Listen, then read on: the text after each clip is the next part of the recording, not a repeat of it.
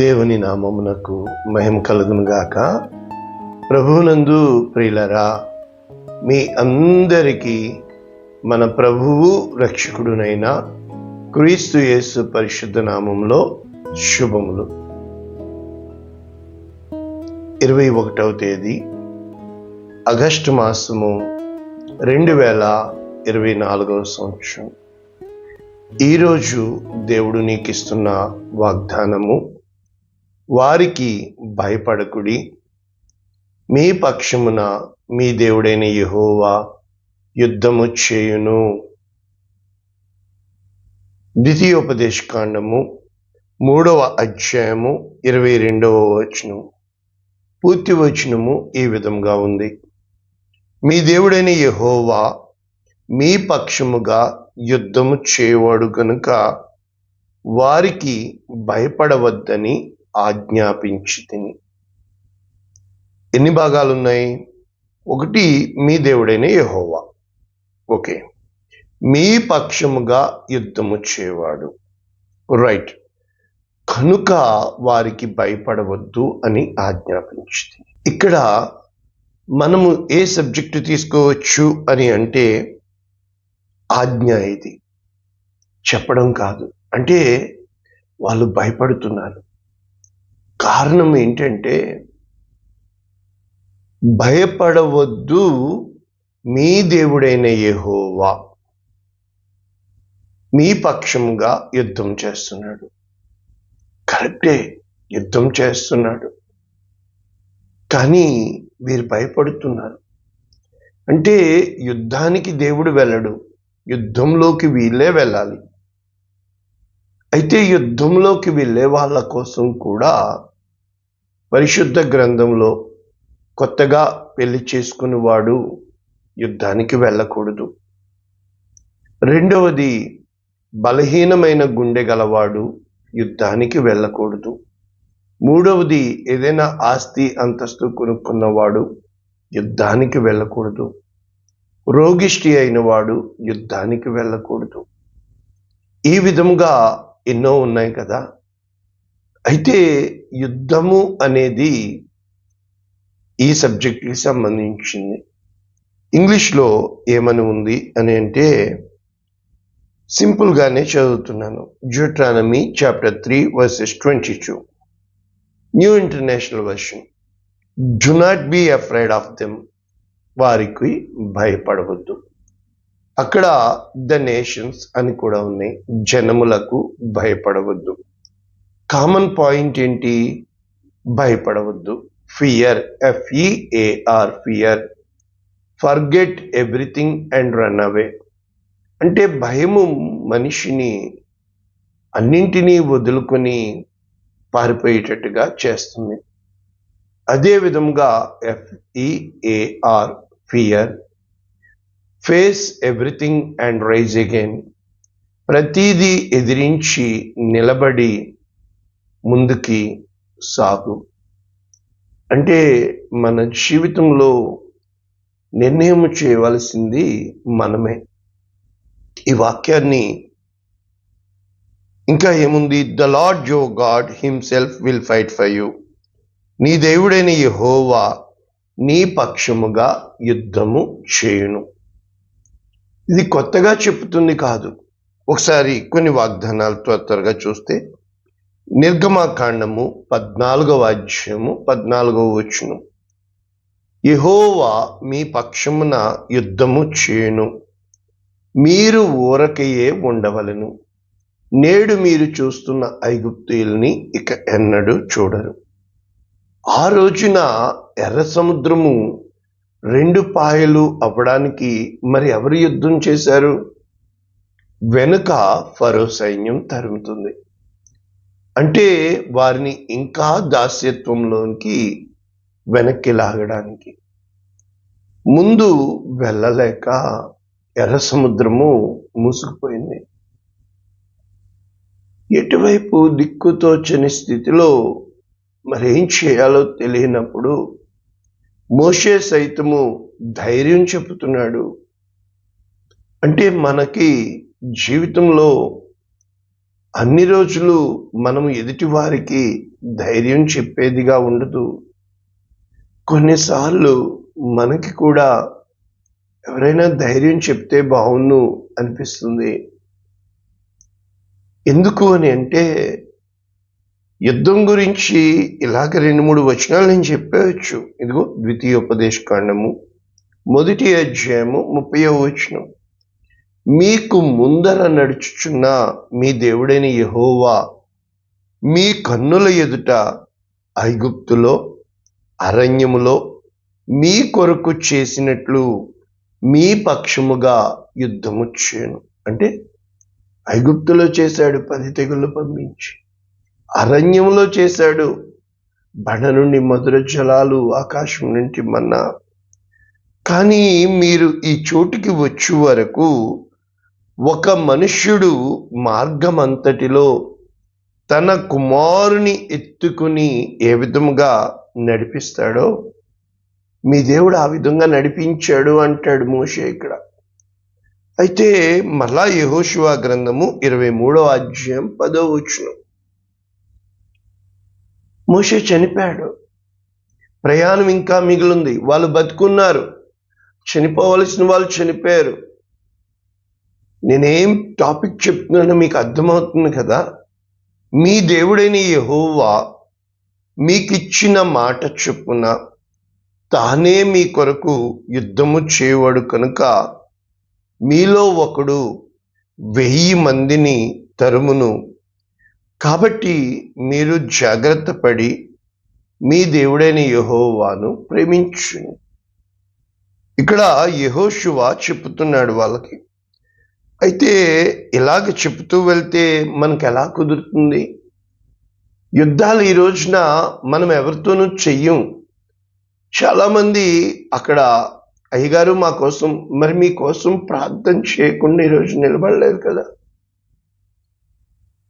ఒకసారి మనము ఈ వాక్యాన్ని ఎలా అన్వయించుకోవచ్చు అనేది చూస్తే యోబుతో మొదలు పెడదాం. ఈ యోబు గ్రంథము మనకి 7వ అధ్యాయము 1వ వచనము ఏ విధంగా ఉంటుంది అని అంటే, భూమి మీద నరుల కాలము యుద్ధకాలము కాదా? వారి దినములు కూలివాని దినముల వంటివి కావా అని చెప్పుతూ ఇక్కడ అద్భుతమైన, అంటే అనుదినము కూడా మన జీవితంలో యుద్ధమే ఏర్పడుతుంది. చాలా కఠినంగా ఉంటుంది కదా మార్గము. ఒకసారి యోబు జీవితంలో తొంగి చూస్తే యుద్ధము అంటే ఏం చెప్పాలని ఆశపడుతుందని మీకు అర్థమైంది. మన బ్రతుకు పోరాటం, మన బ్రతుకు ఆరాటం. అంటే ఇక్కడ నేను మీకు చెప్పాలనుకున్న భావము ఏంటంటే, అనుక్షణము కూడా పోరాటమే, అనుక్షణము కూడా ఆరాటమే, అనుక్షణము కూడా మన జీవితంలో. అందుకనే యేసుప్రభు అంటాడు, ఏమి తిందుమా, ఏమి తాగుదుమా, ఏమి ధరించుకుందుమా అని మీరు ఎందుకు భయపడుతున్నారు? ఆకాశ పక్షులను చూడుడి, అవి విత్తవు కోయవు, కొట్లలో కూర్చుకును. ఒకటి విత్తవు అంటే ఇప్పుడు 30 రోజులు పనిచేస్తేనే కదా జీతం ఇస్తారు. విత్తవు. కోయవు అంటే పంట కోసుకోవు. మరి జీతం రాకపోతే ఎలాగా? ఒక్క నెల జీతం రాకపోతే తల్లకిందులు అయిపోతామే. కొట్లలో కూర్చుకొనువు అంటే there is no bank accounts, there is no fixed deposit, there is no savings. ఎలాగా అంటే ఈ వాక్యము మన జీవితానికి ఎలాగా అప్లికబుల్ అవుతుంది అంటే, మనం ఏమైనా యుద్ధాలకు వెళ్తున్నామా? ఫర్ ఎగ్జాంపుల్ ఇప్పుడు యుద్ధాలు జరుగుతున్నాయి. అక్టోబర్లో మొదలైన యుద్ధము ఇజ్రాయెల్ గాజా ఇంకా జరుగుతుంది. అన్ని దేశాలు వెళ్తున్నాయి యుద్ధానికి. 3 సంవత్సరాల క్రితము ప్రారంభించబడిన ఉక్రెయిన్ రష్యా ఇంకా జరుగుతుంది యుద్ధం. మరి ఆ స్థితిలో ఉన్న వాళ్ళు ఏ విధంగా ఉండుంటారు? అక్కడ ఉన్న వాళ్ళు ఏ విధంగా వాళ్ళు డైలీ రొటీన్? నాకు అనిపిస్తుంది, ఉదయం లేస్తాను కదా, ప్రశాంతంగా కూర్చుంటాను. ఏంటి ఈ ప్రశాంతత ఉంటుందా? ఏమేం జరుగుతాయి నా జీవితంలో? మనము యోబు కోసం అనుకున్నాం కదా, మొదలు పెడదామా? యోబు గ్రంథం తెరిచిన వెంటనే యోబు అంతటి నీతిమంతుడు లేడు అని బైబిల్ చెప్తుంది. యోబు కోసము బైబిల్ అంటే దేవుడిస్తున్న సాక్ష్యము, చెడుతనమును అసహించుకున్నవాడు. అయితే జీవితము ఎల్లవేళలా సాఫీగా ఉండదు. గమనించండి, గోల్డ్ మెడల్ చదివి సంపాదించిన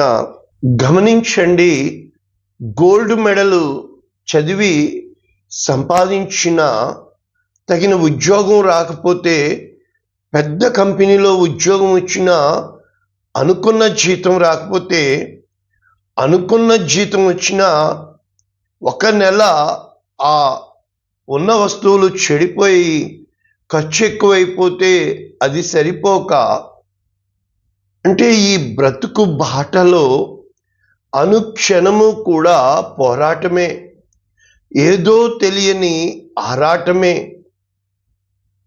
అంటే నిజంగా ఈ బ్రతుకు అనే బాటలో, గుండె అనే గుడిలో అనే కంటే ఒక చెక్ నా దగ్గర ఉంది, అది అందులో లక్షలున్నాయి, కానీ బ్యాంకు అందులో మారకపోతే ఆ చెక్కు ఉపయోగం లేదు. అదే విధముగా నాలో గొప్ప కృపావరాలు ఉన్నాయి, కానీ దానివల్ల నాకు ప్రయోజనం కలగకపోతే దానివల్ల ఉపయోగం లేదు. ఇక్కడ యోబు స్థితి చాలా బాగున్నప్పుడు 6వ వచనము, 1వ అధ్యాయం, దేవదూతలు యెహోవా సన్నిధిని నిలుచుటకై వచ్చిన దినము. ఇప్పుడు అపవాది కూడా దేవదూతల్లో ఒకటి అని బైబిల్ చెప్తుంది. యెహోవా ఎక్కడి నుండి వచ్చావంటే భూమిలో ఇటు అటు తిరుగుచు. ఇక్కడ ఒక డీల్ పరలోకంలో జరిగినట్లు మనకు తెలియదు, ఇక్కడ డీల్ జరుగుతుంది. అయితే దేవుడు మెచ్చుకుంటున్నాడు. యోబు విషయంలో అపవాది అంటుంది ఏంటి? ఊరకయే ఉన్నాడా? అన్నీ ఇచ్చావు కదా, కంచి వేసావు, తీసేసి చూడు అంటాడు. అయితే మొత్తం తీసేయమంటాడు. దుష్టుడు దొరికింది ఛాన్స్ తీసేస్తాడు. 21వ వచనము, యోబు ఏ విషయంలో పాపం చేయలేదు, యెహోవా ఇచ్చెను, యెహోవాయే తీసుకొనెను. కానీ 2వ అధ్యాయం 1వ వచనము, మళ్ళా వస్తారు, మళ్ళా మీటింగ్ జరుగుతుంది. అప్పుడు దేవుడు అంటాడు, సేమ్ క్వశ్చన్, ఎక్కడి నుంచి వచ్చావంటే అటు ఇటు తిరుగుతూ, నా సేవకుడైన యోబు సంగతి ఎందుకు నిష్కారణముగా పాడు చేయుటకు నన్ను అంటే దేవుడు పాడు చేస్తాడా? తెలీదుగా. ఇక్కడ ఈ కథ ఎలా రాశారు, నిజంగా ఎలా జరిగిందని భూమి మీద ఉన్న మనకు ఎలా తెలుస్తుంది? అయితే అపవాది అంటాడు, చర్మము కాపాడుకొనుటకై చర్మము, తన ప్రాణము కాపాడుకొనుటకు సమస్తము ఇస్తాడు కదా. అయితే అతని ఎముకను ముట్టే అంటాడు. యోబు అన్యాయం అయిపోతాడు. ఇక్కడ చాలా మంది యోబు భార్యని ఏమంటారంటే, అరికాలు మొదలుకొని అతని ఆరోగ్యం పాడైపోయింది కదా, దేహం కుళ్ళిపోయింది కదా, అతని భార్య వచ్చి దేవుణ్ణి దూషించి అన్న ఒక్క డైలాగే రాశారు, ఇంకేం రాయలా. లోతు భార్య డైలాగ్ కూడా రాయలా. పరిశుద్ధ గ్రంథంలో ఆహాబు భార్య యెజెబెలు విషయము, లోతు భార్య విషయము, ఈ యొక్క యోబు గారి భార్య విషయము కూడా చాలా ఎన్నో చెప్తారు, నేనే చెప్పను. ఇప్పుడు అనుభవంతో దేవుణ్ణి ఇంకా వెతకాలన్న తలంపుతో నేను ఏం చెప్తానంటే, ఒక స్త్రీ తన ఆరోగ్యంగా ఉంది, ఒక స్త్రీ తనకేం జరుగుతుందో కళ్ళ ముందు చూస్తుంది, ఒక స్త్రీ ప్రకృతిపరమైంది అని అందరూ చెప్తారు కదా. ఈ సమస్య ఏంటో ఎందుకు వచ్చిందో యోబుకి తెలియదుగా, ఏం జరుగుతుందో తెలియదుగా. మరి కూడా ఉన్న వాళ్ళు ఎలా బతకాలి? ఏంటయ్యా ఏం జరుగుతుంది నీకు? సో ఆమె ఆలోచించే విధానాన్ని దేవుడు ఎందుకు కంట్రోల్ చేయలేకపోయాడు? ఆమె మనసుని దేవుడు అతనితో ఎందుకు సింకప్ చేయలేకపోయాడు? ప్రశ్న. అయిపోయింది. యోబు గ్రంథము 42వ అధ్యాయము 1వ వచనము దేవుడు ఇంకా మాట్లాడుతూ ఉంటాడు. అప్పుడు యోబు అంటాడు, నీవు సమస్త క్రియలు చేయగలవని, నీవు ఉద్దేశించింది నిష్ఫలము కాదని తెలుసుకుని అని చెబుతూ, నా బుద్ధికి మించిన సంగతులు, అంటే దేవుని చిత్తం ఏంటో నిజంగా మనకు తెలియదు కదా, మనం బ్రతికున్నంత వరకే కదా. కాబట్టి అయితే వినికిడి చేత నిన్ను గూర్చిన వార్త నేను విన్నాను, కన్నులారా చూచున్నాను, నన్ను నేను అసహించుకుని బూడిదలో పడి పశ్చాత్తాపడుతున్నాను. రిపెంటెన్స్ మన జీవితంలో ఒక నిర్ణయం తీసుకునే ముందు అది రిగ్రెట్ కాకూడదు. రేపొద్దున అరే నేను ఇలా చేసుంటే బాగుండే అనుకోవద్దు. చాలామంది ఆలోచించుకోరు, వివేచించుకోరు. ఎందుకు హిందూ ధర్మాన్ని నేనేం అంటం లేదు, కానీ నువ్వు ఈ పూజ చేస్తే నీకు మేలు జరుగుతుంది, ఈ కాలంలో ఇలా చేస్తే బాగుంటుంది, ఈ ముహూర్తంలో ఇలా చేస్తే కరెక్టే. అన్ని ముహూర్తాలు చూసే కదా పెళ్లి చేసుకుంటున్నాం. మరి ఒకళ్ళు పట్టుకున్నది బాగా పండుతుంది, వాళ్ళు బాగుంటున్నారు. ఒకడు ఎందుకు చెడిపోతున్నాడు? అదే ముహూర్తంలో జరిగిందిగా. అదే క్షణంలో పుట్టిన యాకోబు ఏశావు, అదే తల్లి గర్భంలో పుట్టిన యాకోబు ఏశావు ఇద్దరూ రెండు వేరువేరు స్వభావములు కలిగి ఎందుకున్నారు? చాలా ప్రశ్నలకి జవాబులు ఉండవు కదా. నిజంగా బ్రతికేయడమే జీవితం అయితే ఆ తర్వాత 12వ వచనము యోబు కథలో ఈ విధంగా ఉంటుంది. ఏమని? మొదట ఆశీర్వదించిన దానికంటే మరి అధికముగా.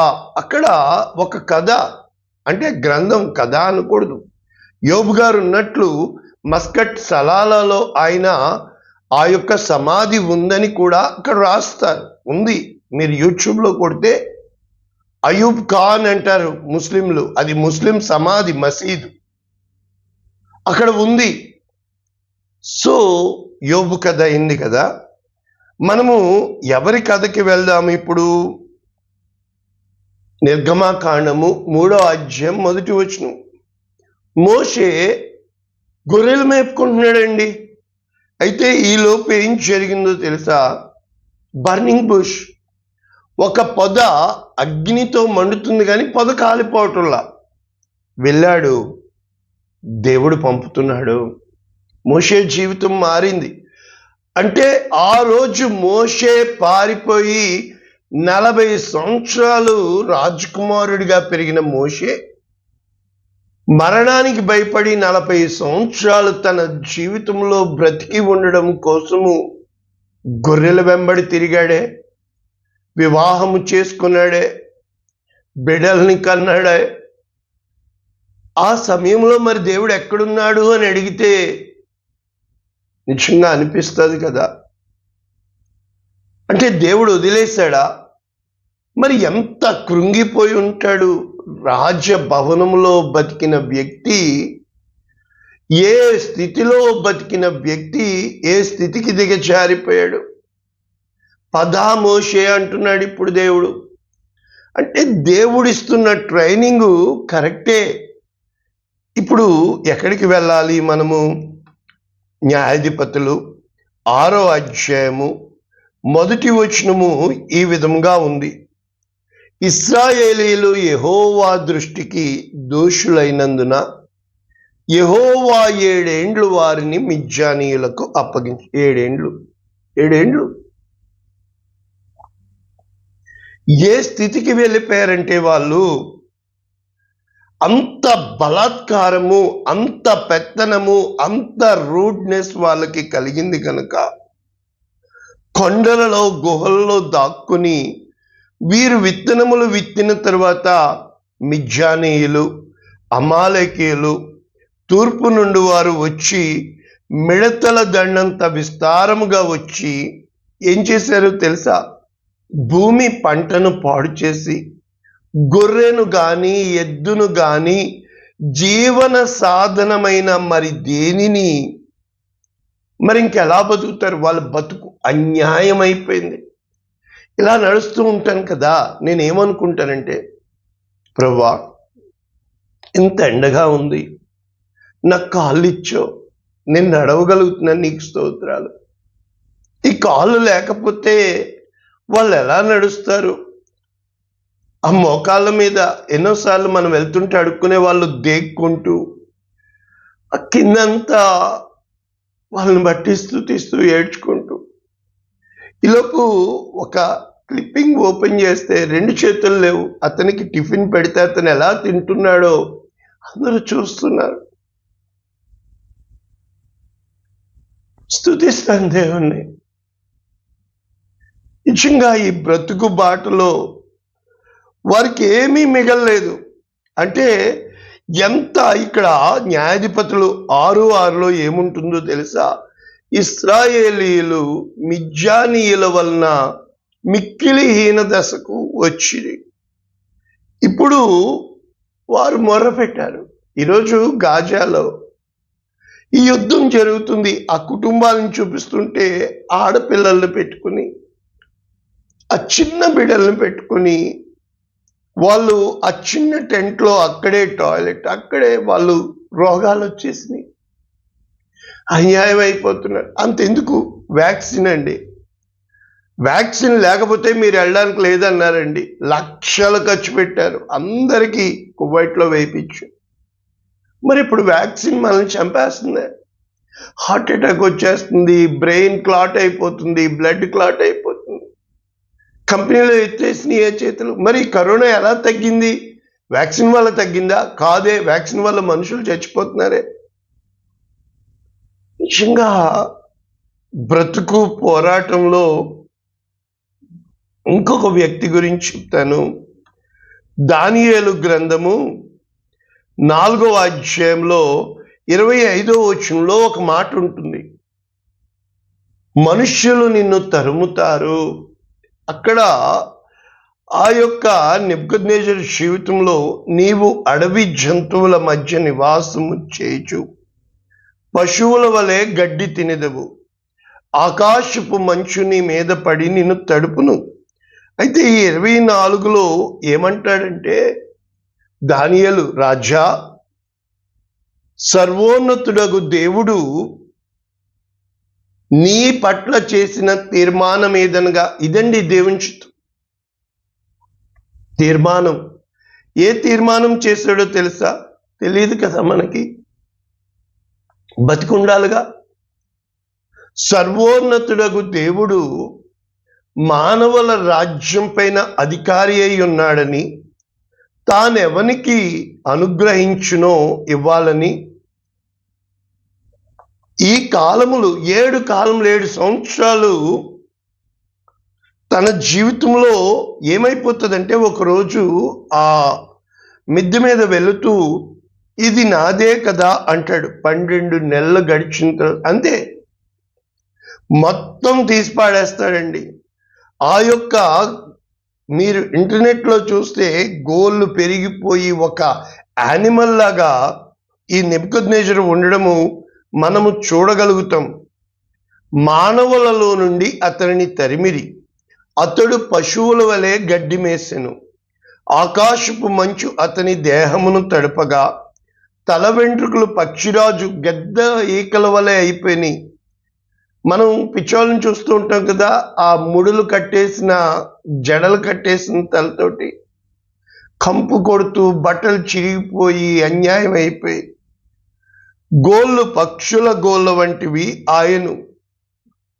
కాలం గడిచిన పిమ్మట మానవ బుద్ధి కలవాడనై ఆకాశము తట్టున కన్నులెత్తి చిరంజీవి సర్వోన్నతుడగు దేవునికి స్తోత్రము చేసి ఘనపరిచి స్తుతించి తిని. అతని రాజ్యం అతనికి తిరిగి ఇవ్వబడింది. ఇప్పుడు నేను ఈ చెప్పిన 4 జీవితాల్లో అక్కడ గిద్యోన్ని దేవుడు దర్శించి నువ్వు విడిపించు అంటాడు. గిద్యోను అడుగుతాడు, మేమింత అన్యాయానికి వచ్చేసాము, మేమిలా అయిపోయాము. ముగించుకుంటే మొదట రాజ్యమును నీతిని వెతుకుడి అన్న దేవుడు మరి ఇక్కడ మనము యెషయా గ్రంథము 43వ అధ్యాయము దేవుని యొక్క వాక్యము నీకు నాకు చెప్తున్నది ఏంటంటే, యాకోబు నిన్ను సృజించిన వాడగు యెహోవా ఇశ్రాయేలు నిర్మించినవాడు. అంటే పుడితే సరిపోదు. ఇప్పుడు సృష్టికి మేడ్కి చాలా తేడా ఉంది కదా. పేజెస్ అని వచ్చేవి ఇంతకు ముందు, ఇప్పుడు అందరికీ మొబైల్ ఫోన్లు, ఇంకా కొత్తవి. ఇందులో ఒక కెమెరా పెట్టాడండి ఒక రోజున, సూపర్ హిట్ అయిపోయింది. ఈరోజు మనము స్మార్ట్ ఫోన్, అన్నీ ఇందులోనే ఉన్నాయిగా. ఆలోచన అంటే నీ ఒక్క ఆలోచన దేవుని సొత్తని, మనము దేవుని జనాంగమని, ఆయన తీర్మానాలు మన జీవితంలో నెరవేరుతాయని, ఆయన ఆలోచించినయే మన జీవితంలో జరుగుతాయని, ఆయన తప్ప మన జీవితంలో ఏదీ లేదని ఏ రోజైతే నీవు నేను తెలుసుకుంటామో, ఏ రోజైతే నీవు నేను గ్రహించుకుంటామో, దట్స్ ఆల్. ఇదండి జీవితం. అంటే మన జీవితంలో అడుగడుగునా బ్రతికేయడమా, జీవితము జీవించడమా? జీవించాలి అంటే తగ్గే చోట తగ్గాలి, గెలిచే చోట గెలచాలి. కానీ తృప్తికరమైన జీవితం, నాకు ఇది కావాలి, ఇది కరెక్టేనా అన్న ఆలోచన, అన్న జ్ఞానము, అన్న నెమ్మది, అన్న దీర్ఘశాంతము ఎప్పుడూ కూడా సహనమే. నిజంగా మన జీవితంలో మన పక్కోడు బాగుపడిపోతున్నాడు, పక్కోడు అయిపోతున్నాడు. ఆ రోజు జగన్ అన్న వాళ్ళే ఈరోజు పవన్ అంటున్నారే. అధికారం అనేది, ప్రభుత్వాలనేది, కార్యాలనేది దేవుని సొత్తు. ప్రార్థన చేద్దామా? అయ్యగారు మీరు నాకేం నేర్పించారు? ఒకటే నేర్పించారు, మన జీవితం దేవుని సొత్తు. అనుక్షణము దేవుని యందు భయభక్తులు కలిగి ఉండు. ఖచ్చితంగా ఒక రోజు వస్తుంది, దేవుడిని తల ఎత్తుతాడు. పోరాటంలో విలువలు మర్చిపోయి ఆరాటంలో వాళ్ళు చేస్తున్నాను నేను చేస్తే తప్పేంటి అనొద్దు. నీ జీవితాన్ని కట్టేవాడు దేవుడని, నీ పట్ల తీర్మానం చేసేవాడు దేవుడని, నీ పట్ల ఉద్దేశం కలిగిన వాడు దేవుడని. పరిశుద్ధుడా, ప్రేమ కలిగిన తండ్రి, విత్తబడిన వాక్యమును మా యుద్ధము కదయా, మా జీవితము కదయా, మా బ్రతుకులు నీ చేతుల్లో ఉన్నాయని, మేము మా ఎత్తును మూరుడి పెంచుకోలేము, మేము అనుకున్నట్లుగా ఎవరిని మేము సంపాదించుకోలేము. సమస్తము నీ చిత్తమని, నువ్వు సర్వోన్నతుడైన దేవుడవని, ఆకాశ మహాకాశములు పట్టచాలని గొప్ప దేవుడవని, యేసు శ్రేష్టమైన నామమున వాక్యం వింటున్న వారిని జ్ఞాపకం చేసుకోమని నిండార్లుగా దీవిస్తున్నాము తండ్రి. Amen. God bless you all. దేవుడు మిమ్మల్ని దీవించును గాక. ఆమేన్.